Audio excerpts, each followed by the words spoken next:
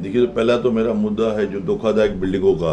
हाँ। जो लास्ट अधिवेशन में हमारे आदरणीय चीफ मिनिस्टर एकनाथ राव शिंदे साहब ने जो अधिवेशन में अनाउंस किया था कि मैं उल्लासनगर को धोखादायक बिल्डिंग का जीआर दे रहा हूँ, पास करके दे रहा हूँ।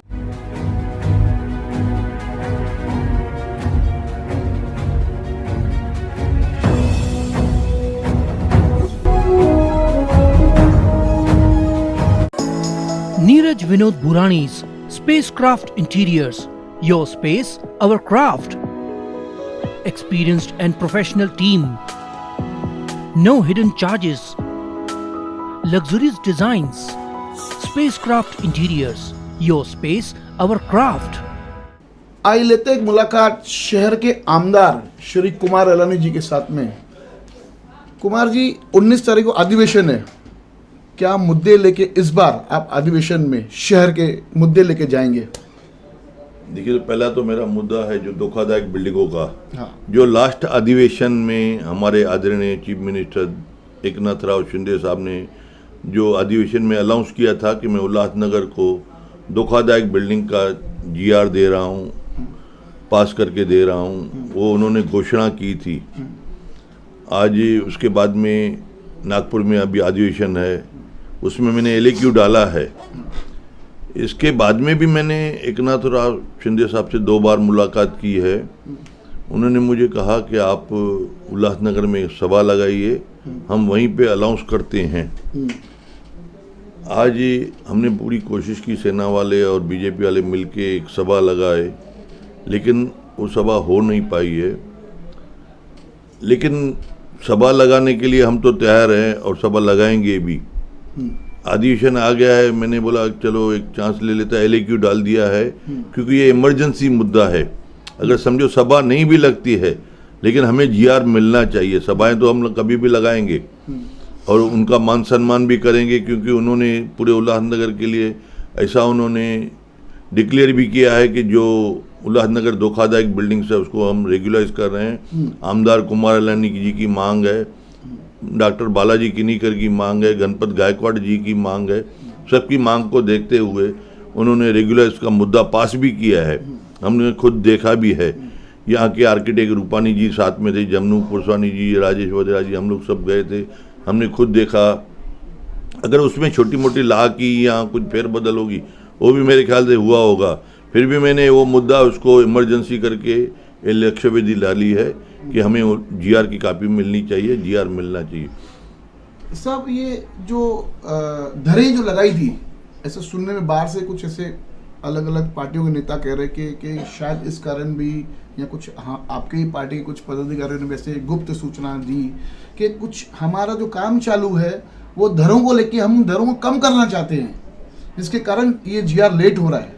नहीं, ऐसी कोई बात नहीं है दरों को कम करना या उसकी वजह से जीआर रुकी हुई है, वैसी कोई मेरे हिसाब से तो कोई बात नहीं है। जो भी उन्होंने मुद्दा पढ़ के बताया था, जीआर पढ़ के बताई थी कि ऐसा ऐसा मुद्दा है, उस पर अभी वो बदली नहीं होगा, क्योंकि वो माना एक किस्म का विधानसभा में डिक्लेयर हो चुका है। अच्छा कुमार जी, एक दूसरा सा था कि जैसे ट्रांजिट कैंप महानगर पालिका के क्षेत्र में आता है। हाँ। और ट्रांजिट कैंप जो बिल्डिंगें गिरी, काफी लोग बेघर हो चुके हैं, जो आज वो पलायन करके गए, कभी कोई अंबानाथ, कोई कल्याण। तो कैसे कि भाई अगर ट्रांजिट कैंप, अगर महानगर पालिका की तरफ से जो 20 करोड़ का भी फंड पास किया गया था पिछले 22-23 के बजट में, अगर वो भी अगर ट्रांजिट कैंप मिलती, तो एटलीस्ट जो धोखादायक बिल्डिंगों से जो घर से बेघर हो चुके हैं उनको कहीं ना कहीं राहत मिलती थी। तो वो भी कुछ हो नहीं पा रहा है। अभी ट्रांजिट कैंप का कारपोरेशन ने एक सुझाव रखा है और हाँ। चालू भी कर रहे हैं। हाँ। ट्रांजिट जो खूनी खड्डा करके था, हाँ। जो शहर के रोड पे, हाँ। वहाँ पे एक ट्रांजिट कैंप बना रहे हैं। मैंने सरकार से और मांग की है कि जो जो सरकार के पास, मुस्पुल के पास प्लाट्स है, वहाँ पे ट्रांजिट कैंप बननी चाहिए, उसके लिए फंड्स मिलने चाहिए, ऐसी हमने मांग की है। उल्लासनगर में जरूरी है, कभी भी बिल्डिंग गिरती है, यहाँ जो बिल्डिंग गिर गई है वो बेचारे यहाँ वहाँ भटक रहे हैं, उनको भाड़ा भरने के लिए पैसे नहीं है, फंड्स नहीं है। तो वो अगर हमारे पास खुद की ट्रांजिट कैंप होगी तो साल 2 साल जब तक उनका अभी जीआर आए, उनका बिल्डिंग बने, तब तक वो ट्रांजिट कैंप यूज़ कर सकता है। मेरा ऐसा पूरा प्रयास है और हमने भी सरकार से अभी अधिवेशन में मांग की है कि ट्रांजिट कैंप के लिए भी हमें फंड्स वगैरह मिले, ऐसी भी हमने मांग की है। उसके अलावा हमने शहर में कहाँ कहाँ पे पानी की किल्लत है, हाँ। पानी बरोबर नहीं आ रहा है, कहाँ पे ज़्यादा आ रहा है, कहाँ पे कम है, कहाँ पे एकदम ना बराबर आ रहा है। उसके लिए हमने और एक डिमांड की है, 50 ml हमारे को शहर को पानी बढ़ा के देना चाहिए। उसके अलावा जो हमारा पानी का हम जो फिल्टर प्लांट है, जो MIDC से हम पानी परचेस करते हैं, हम अपना सोर्सेस करके, वो हमारा खुद का प्लांट हो, हमारा खुद का डिस्ट्रीब्यूशन है, खुद का पूरा है हो, तो हमें पानी रेट कम में भी पड़ेगा। उसके अलावा हम पानी जितना चाहिए रिक्वायरमेंट नदी से उठा के हमें फिल्टर करके शहर में देना है। सही है। ऐसी मेरी पूरी मांग है कि हमें खुद का पानी के सोर्सेज होनी चाहिए, हम MIDC से परचेज ना करें। अपना हमारी प्लांट नदी है, हमारे उल्लास नदी है, और भगवान की दया से पानी अच्छा है, वहाँ से फिल्टर करके हम शहर में जितना चाहिए, जितनी रिक्वायरमेंट है पूरी करें। भले 24 आवर्स देवे, क्योंकि पानी हर घर वाले, हर फ्लैट वाले, हर दुकानदार पानी का बिल भर रहा है। अभी हाल ही में साहब कारपोरेशन में एक टेंडर आया लीकेज को लेके 25 करोड़ का। आप अगर उसको अगर हिसाब से करेंगे तो दिन का 1,40,000 हो रहा है। जैसे पहले बार कचरे का ठेका जब आया था शहर के अंदर, तो 1,40,000 से ही शुरू, 1,144 से ही शायद शुरू हुआ था, आज जाके 8.5 लाख तक पहुंचा है। तो ये लीकेज की समस्या है, लीकेज के ऊपर 25 करोड़ रुपए खर्च करना, क्या आपको लगता है कि ये मतलब पैसे की बर्बादी नहीं, लोगों के पैसों की बर्बादी? नहीं, जरूर ये तो पैसे की बर्बादी है। 25 करोड़ रुपया, लेकिन वो कितने पीरियड के लिए है? 5 साल के लिए। 5 साल के लिए, माना 1 साल का 5 करोड़। हाँ, ऐसा हुआ ना। हाँ। 1 साल का अगर एक दिन का 1,40,000 के आसपास, एक दिन का, तो अभी कितना खर्चा हो रहा है, हाँ। वो देखना पड़ेगा। हाँ। अगर अभी अगर समझो आज उल्लासनगर में जितने भी वाटर सप्लाई के बिल्स वगैरह निकलते होंगे, टेंडर निकलते होंगे या काम होते होंगे, वो चेक करने पड़ेंगे कि अभी 1 लाख खर्चा हो रहा है, 1.5 हो रहा है, या 1.25 हो रहा है, या 50 हो रहा है। उसका देख के अगर उसमें अगर ज़्यादा है तो नहीं देना चाहिए, अगर वो इक्वलेंट है तो देने में मुझे नहीं लगता है कोई तकलीफ होगी।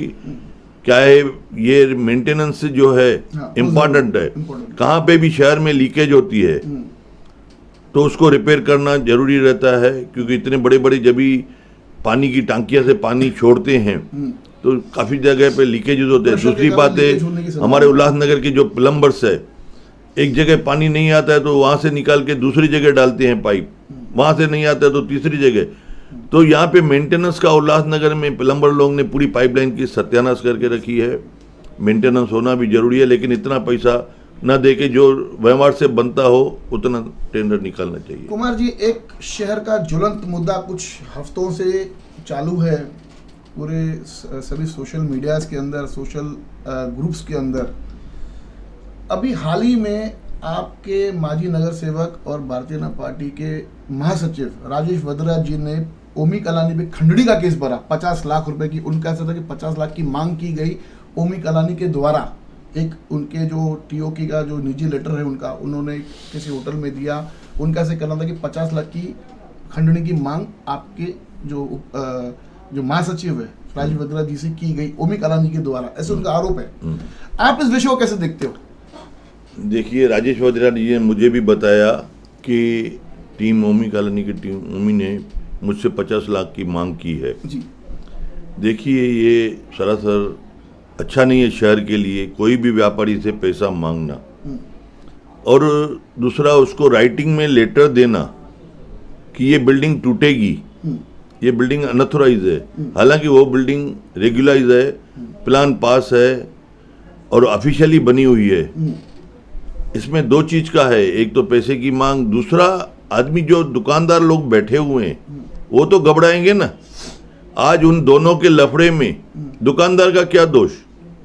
दुकानदार ने तो पैसा देके दुकान लिया, उसको जाके लेटर देंगे तुम्हारी बिल्डिंग टूटेगी, उसको तो नींद ही नहीं आएगी। नहीं, कहीं ना कहीं हमने जब राजेश वद्रा जी से जब पूछा तो राजेश वद्रा जी ने कहा कि बिहाइंड द कर्टन, पर्दे के पीछे मांग की गई, राइटिंग में तो कुछ था ही नहीं। क्योंकि मैंने बोला कि राइटिंग में तो लेटर था, लेटर में कुछ खंडनी की मांग नहीं थी।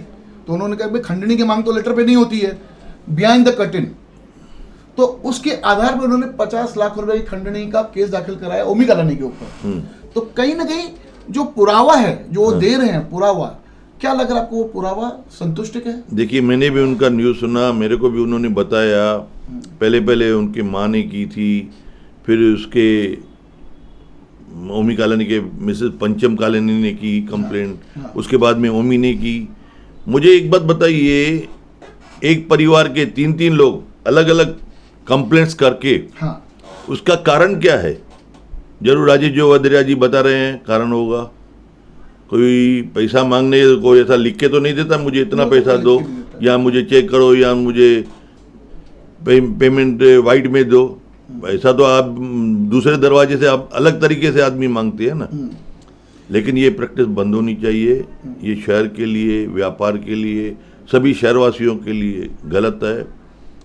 अभी हो गया सो हो गया, आगे से ये बातें ना हो। इस शहर में कोई भी व्यापारी के साथ, किसी के साथ में भी ऐसी बातें नहीं होनी चाहिए।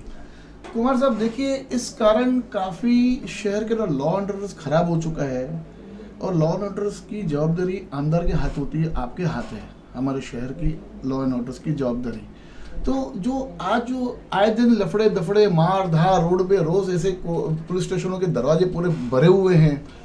ये जो रात को लेट नाइट तक जो होटलें खुली रहती है, जो ओवर टाइम जो उनको परमिशन ग्रांटेड है, उस परमिशन के अलावा जो कुछ घंटे वो खोल के रखते हैं, जिसके कारण युवा पीढ़ी वहाँ पर जाती है और पी खा के जब बाहर निकलती है, इस कारण वो घटनाएं घटती है और लफड़े झगड़े और मार धार होती है। इसके कारण क्राइम का जो स्तर है वो काफ़ी शहर में बढ़ा हुआ है।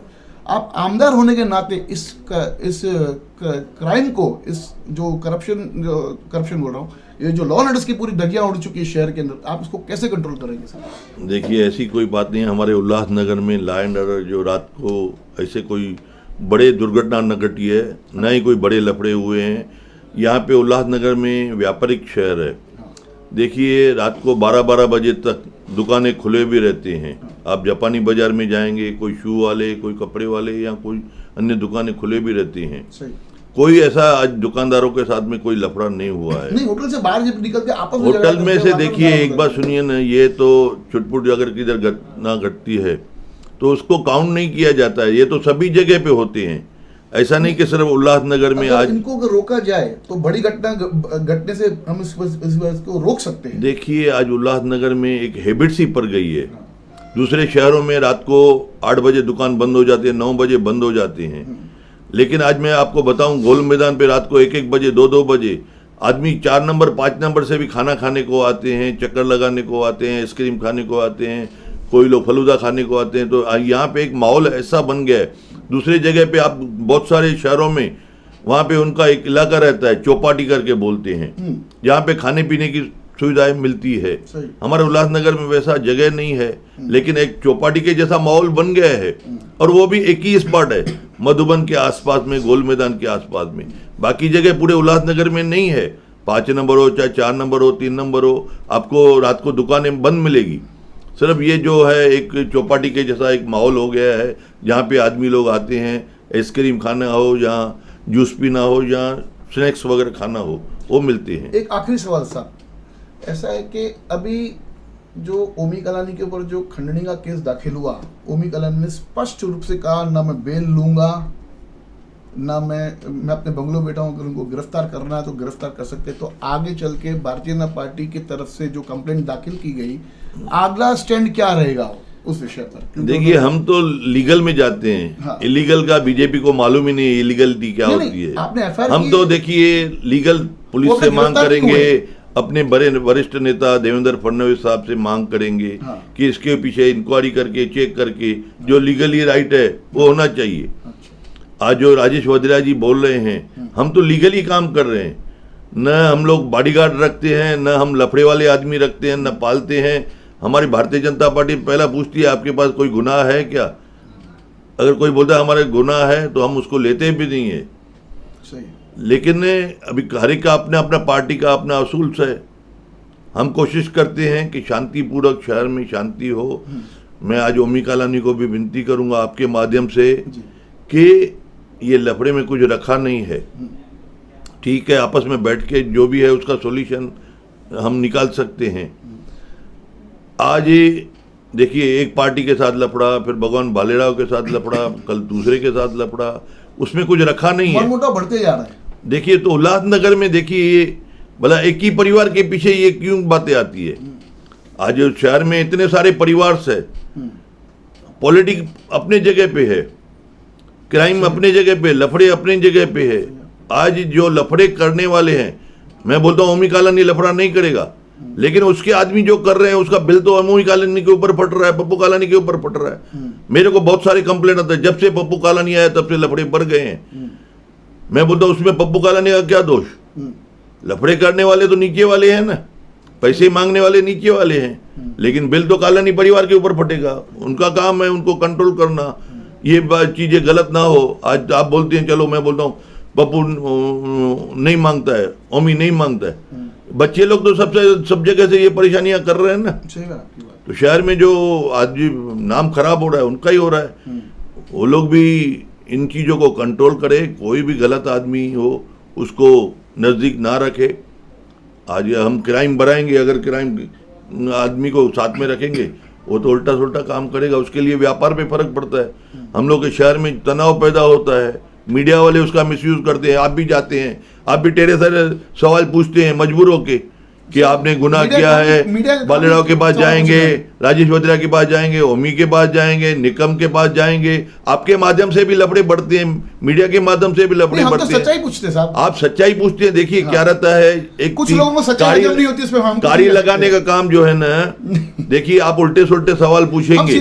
देखिए आप नहीं उल्टे, मैंने आपका भी देखा, न्यूज देखे हैं, आप उल्टे सवाल पूछेंगे तो आदमी को मजबूर हो के वो बातें। आज मुझे अगर आप ओमी का सवाल नहीं पूछते तो मैं जवाब नहीं देता था, पप्पू के सवाल नहीं पूछेंगे नहीं दूंगा, राजेश वद्रा के सवाल नहीं पूछेंगे। आप मैं आमदार हूँ, एक बात सुनिए, मैं क्या बता रहा हूँ। आज मीडिया ही है, शहर को शांत भी कर सकती है, शहर को खराब भी कर सकती है। हमारा काम वही, शहर का वातावरण में आप लोग का बड़ा योगदान होना चाहिए, बिल्कुल होना चाहिए। आपका काम है पॉजिटिव में लाना, लेकिन आप लोग सवाल ही टेढ़े पूछेंगे तो आदमी मजबूरन होकर जवाब भी टेढ़ा देगा। नहीं बोल सकते हैं ना कि अगर सामने वाला लगता है कि हम टेढ़े सवाल पूछ रहे हैं तो कोई भी छोटे हम आपको जवाब नहीं दे सकते। छोटे मुद्दे को बड़ा करना, अगर मीडिया, मैंने सिर्फ आपकी बात कर रहा हूँ, मैंने देखिए 2-4 चैनल वाले, बाबा उनसे भी पूछो, इनसे भी पूछो, उससे भी पूछो, उससे भी पूछो। एक्चुअली कि वो हर एक मीडिया का एक कर्तव्य है कि अगर आप एक का सुनते हो तो दूसरे का सुनना आपका फर्ज है। देखिए और उसको दिखाना भी आपका फर्ज होता है। एक बात सुनिए ना, क्या रहता है, कोई बात को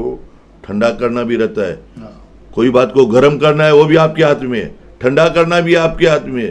पुलिस क्या करती है, कोशिश करती है दोनों को शांत करा देवे, दोनों का मिटा देवे, झंझट मिटा। तो वैसा है, आपका भी रोल ऐसा होना चाहिए। चलो ठीक है, जो बात हो गई आगे ना हो। मैं बोलता हूँ ना, एज आमदार होके मैं चाहता हूँ शहर में लफड़ा नहीं होना चाहिए। कोई भी पार्टी हो, ए हो या बी हो या सी हो, हर एक की राजनीति अपने जगह पे, राजनीति मिलती है मौका। अभी मुझे शहर ने दिया आमदार बनने का, तो मेरा काम है विकास काम करना, न कि इन चीजों पे ध्यान देना। मैं तो कभी आपने देखा भी नहीं होगा, इन चीजों पे ध्यान भी नहीं देता हूँ, क्योंकि मेरा फोकस है सिर्फ शहर का विकास करना, शांतिपूर्वक चलना। आज तक मैंने 12,000 तो आधार कार्ड बनाए हैं, मना जिनको मिले हैं, राशन कार्ड बनवाता हूँ, डेवलपमेंट के विकास के लिए काम करता हूँ। शहर के लिए जो भी सरकार से योजना है वो लाके कारपोरेशन में मैं पहुँचाता हूँ। मेरा काम लक्ष्य है कि शहर ने मुझे जो चुना है शांतिपूर्वक उनके ऑफिस खोल के बैठता हूँ, पूरा टाइम ऑफिस में देता हूँ कि नहीं, शहर में एक सिस्टम से जो हमें चुना है वो चलना चाहिए। मैं दोनों को विनती करूँगा कि अभी जो हो गया है उसको शांतिपूर्वक क्लोज करके एक प्लेटफॉर्म पे आके शहर में आगे झंझट ना हो। आज पॉलिटिकली लफड़े बढ़ेंगे तो आगे चल के बढ़ते जाएंगे, फिर ग्रुपिज्म होगी, फिर सेना, फिर आरपीआई, फिर एनसीबी, बीजेपी, उसमें क्या रखा है? कुछ नहीं। इसके लिए मीडिया भी उसको अगर सपोर्ट करेगी तो ये झंझट बंद हो जाएगा।